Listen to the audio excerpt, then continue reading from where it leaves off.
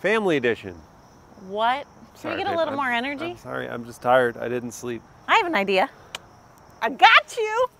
Okay, let's do it. Feeling charged up? Yeah, let's do it. Jog and play, jog and play, jog and play. Hey. Hey, mamas. Family edition. Today we're going to see if the Volvo XC90 Recharge is the right plug-in hybrid 3-row luxury SUV for your family. For the 2024 model year, they got rid of the dark theme, so now we only have the bright theme, which refers to the trim. You have chrome and aluminum on the grille, lower fascia around the side. You have the sills, windows, and roof rails. This one's painted in This one's painted in vapor gray, which from far away looks flat, but up close you can see that sparkly metallic flake. Ooh, I like it. Do you? At the side, you have two wheel options. These are the 21-inch diamond cut alloys with gloss black wrapped in all-season tires. And now we're gonna hammer time. Thors, get inside. How was that transition? I don't know. Since the second generation of the XC90 was introduced in 2016, the silhouette hasn't really changed, and I don't mind that. It's a good-looking SUV, good-looking two-box figure. You get to the back, and we've got those signature Volvo tall taillights. They're LEDs as well. T8 all-wheel drive recharge badge here. That's the trim. A little more of that chrome bright work down low, and the exhaust ports are tucked up underneath. Wouldn't mind seeing those in chrome, but I get it. It's the plug-in version. It's the electrified version. I'm still jittery from my recharge. Your fuel door's on the right side, but on the left side is your charge port door. If you've got a level 2 charger, it'll take you 5 hours to top this one up. If you've got just your standard household outlet, your 110, it'll take 14 hours to recharge the XC90 Recharge. Okay, let's summarize our thoughts on the XC90, Christina. It's a classic look, and some vehicles these days are getting real dramatic. Calm it down. But something to think about is that you may not notice it as much as your competitors, but that might be what you're looking for. I'll take mine in black. Ready for the interior? What's going on? Yeah, I have to put the caution cone back. What did we use it for? Well, we're on the road. We don't have all our gear, so did we use it as a tripod? We did. You got to be on the lookout for equipment. Get it done. How heavy is that thing? Heavy enough. Someone in the area. meantime, while we were filming, someone definitely drove over it because the caution cone wasn't there.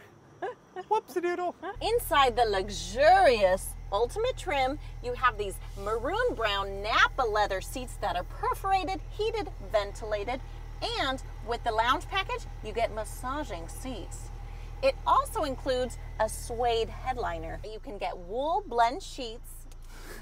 If you want at your house, you can put wool blend sheets on your bed. I should mention that you can get wool seats that look really cool and feel cozy, but they're only heated and they might be harder to clean if you have kids. Other goodies include a heated leather-wrapped steering wheel, digital gauge cluster, head-up display, an upgraded Bowers & Wilkins sound system, your 9-inch touchscreen with Google built in. It's now compatible with Apple CarPlay. I will say the screen is a bit small for current cars, but it's responsive and easy to use. Plus, you have these physical buttons down here for your volume and seat controls. You've got beautiful ash wood trim here and up top with contrast stitching on your leather dash. What happened to your finger? You know what happened. You got maimed. But look at that contrast. A little bit of Oh. You got nailed, or a lack of nailed. All right, slide this back, and where is that wireless charging pad? You gotta have one these days. You got your cup holders and 2 USB-Cs in there with a little bit of storage in that console. Barely storage. What is gonna go in there? What I do love is this crystal gear selector. Beautiful. Ooh, but I'm not a huge fan of the high gloss black. No, smudgy, scratchy, no good. What is cool is this panoramic sunroof that you control with your finger.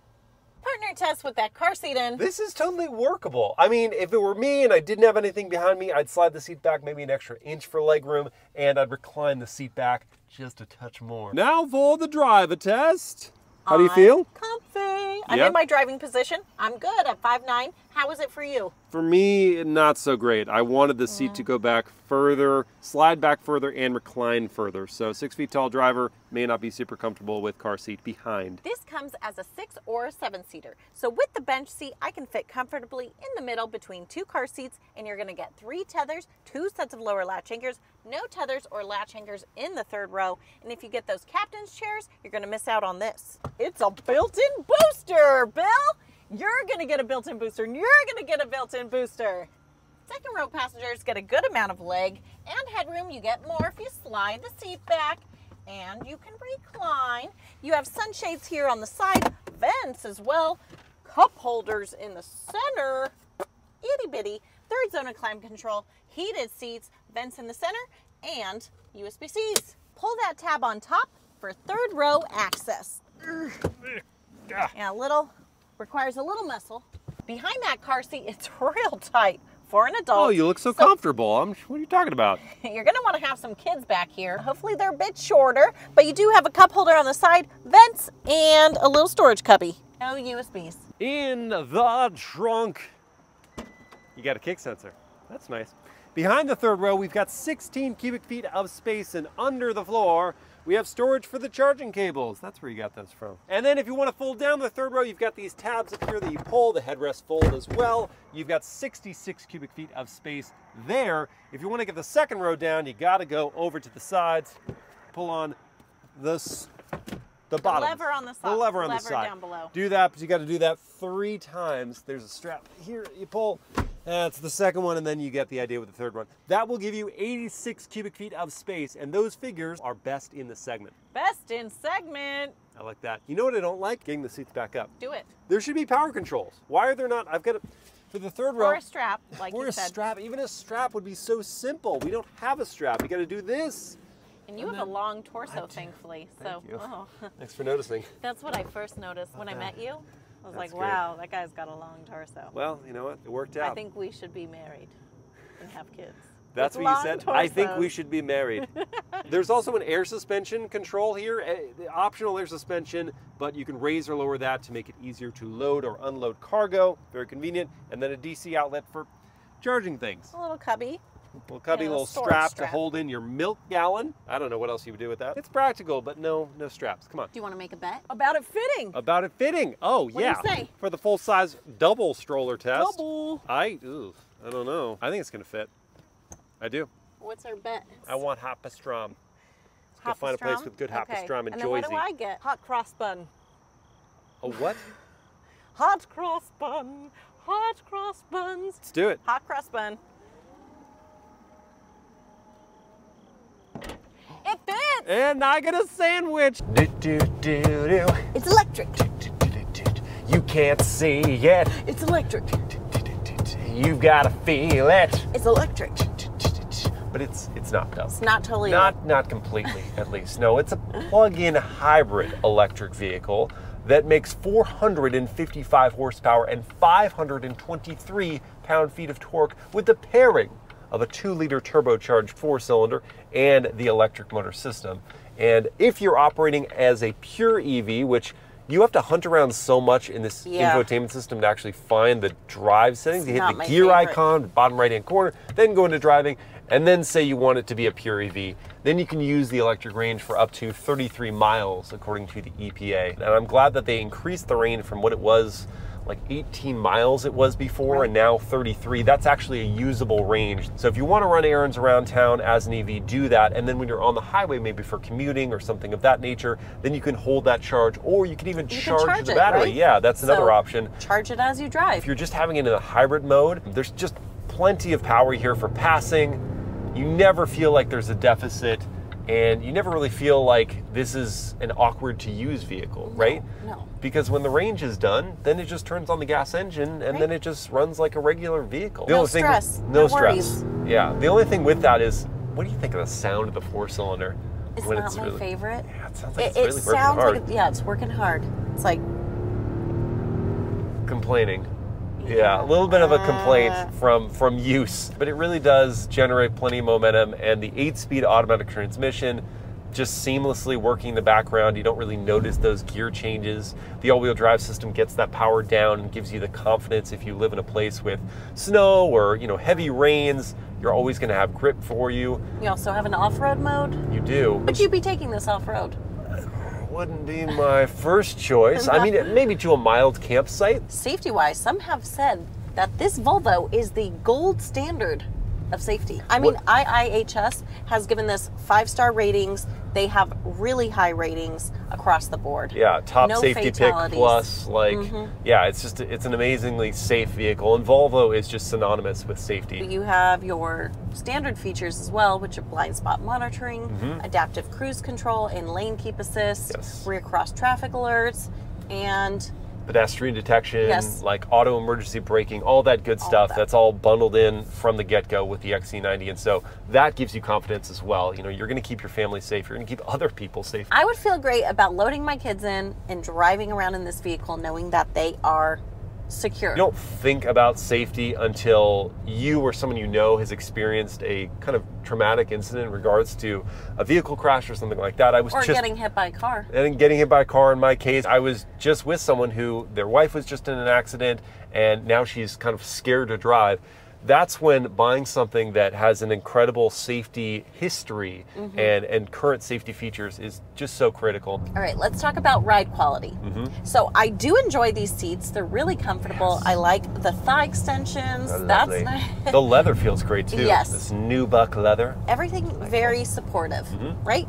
But I will say the ride itself, when you're on the road, is a bit busy, like a little more than I would like it to be. Yeah, moving around a lot on the road. It handles some bumps. It handles bumps pretty well. This one does have the optional air suspension, and I think that does help for just absorbing those bumps without letting that transfer in through to us. Right. But I'm just shocked at for a crossover how much it's moving on the road. In regards to handling, I personally really like the steering. Like, I like the feel of it. I feel like I'm getting some feedback. Yes. I know where I am in the lane where I'm planted. And as you were talking, not that I wasn't listening, I was thinking about, so I guess I wasn't listening. First time ever. I was thinking about the road noise. Because I am hearing, I think it's the tires. I'm hearing the tires.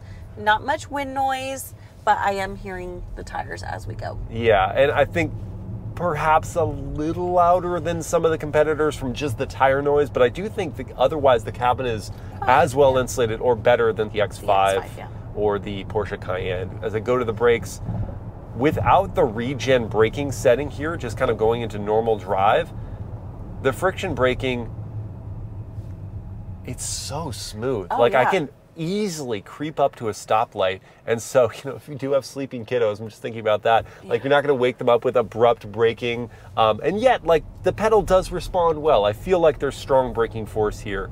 And then beyond that, you do have that regen braking setting. So if you click back with the gear selector, you let off the throttle, as you let off, it immediately starts slowing the vehicle. And you can adjust that. I was going to say, you can adjust it, right? Yeah, so you can have it be stronger or lighter if you prefer. Me personally, regen braking makes me nauseous. Oh. Just in any vehicle, you know that. I'm always like, oh, regen Yeah, when we were braking. driving the Rivian, you were like, I can't handle this. And the moment you're off the throttle, it's like, slow. And that's most electric vehicles. It's something that you can turn on or off. And that's different than some EVs where you only ever get regen braking and you can't turn it off. Yeah. This being a benefit of a plug-in hybrid, you do get the option. You can just go back to normal drive. That was long. Cut and now. Visibility. How is it? It's not great. It's not great. Let me answer your own questions. I'm just here to listen. You answer yours. Yeah, it's You're true. always like, oh, Christina, that's your part. I don't give you much time to answer. I go like, and what do you think about this? And you're like, well, you I'll tell you what you should think about this. Okay, visibility. What do you think? Okay, for visibility, with the headrests up, it's a little bit difficult to see. Yeah, at the and back. I mean, there is a bit of a blind spot at both the C and D pillars back there. Right. To your point about the headrests, you can lower them. I've already forgotten how. And then we go to headrest fold. Ah, look at that. But I thought it was all of them. Yeah, it only does the second row, which is actually, I wonder if that makes less sense. If you didn't have a full car, you'd have people in the second row, not the third row. I thought it was all of them. The third row, you pull the physical tabs and then they fold down. That feature isn't that helpful, let's be honest. And it's also buried in menus. Oh, by the way, we're not in New Jersey. Now we're back in BT LA. Dubs, we're on the other side of the country. We've asked Volvo, can we have the XC90 Recharge one more time in California? And they said, yes, happily. Tyler delivered. Tyler delivered. He's Shout the out best. to Tyler. Though I did mention the all-electric range of 33 miles, I didn't yet talk about the fuel economy. Okay. So the EPA rates the Volvo Recharge, if you've got charge left in the battery, of 58 combined mpge. If you've drained that battery, then you're looking at 27 combined. on it. The starting price for the Recharge Core is $73,000. The Ultimate trim, that's the one we've got here, is $81,000, and this one as tested is 87 grand. It's a ton of coin. But let's talk about, what else you could get in the plug-in hybrid midsize SUV space. Right, you're also looking at the BMW X5 xDrive 50e. That's quite a mouthful. Yeah, whoa. That's a starting price of $73,500. Okay. You get 483 horsepower. Nice. And you get that same 58 mpge. The range is, 40 miles? and the range is 40 Nice, miles, okay, that's a good range. Or there's the Porsche Cayenne e-hybrid that starts at $93,000. And I mean, it's worth mentioning, right? That's the starting price. Yeah. You can add on more options to that, take it into the $100,000 range. This is at least fully loaded for $87,000. The Porsche makes 463 horsepower.